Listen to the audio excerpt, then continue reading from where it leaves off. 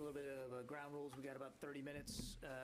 Both the Secretary and the Chairman have opening comments. We'll let them get through those first, and then... General Milley, you're portrayed in books published this summer as having sounded the alarm privately about the possibility of President Trump manufacturing a crisis involving the military, either domestically or overseas, in order to stay in office after January 20th. I'm wondering, would you now set the historical record straight, and were you concerned about the possibility of a coup, and on what basis was that concerned? And Bob, thanks for the question. Look, I know there's a lot of interest out there on all of these books that are out there, and quoting me and lots of others, etc. I'm not going to comment on what's in any of those books. Let me just say this, though.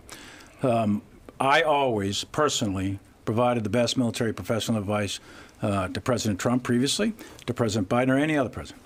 I always provide that best military advice to the Secretary of Defense, whomever is the Secretary of Defense, and I do that for the National Security Council as well. And I will speak also for this one time on behalf of the Joint Chiefs. The same applies to them. We always adhered to providing best professional military advice, bar none. It was candid, honest, in every single occasion. We did that all the time, every time.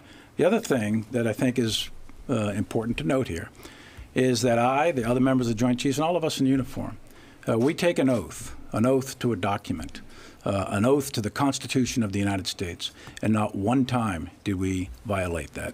The entire time, from time of commissioning to today, I can say with certainty that every one of us maintained our oath of allegiance to that document, the Constitution, everything that's contained within it.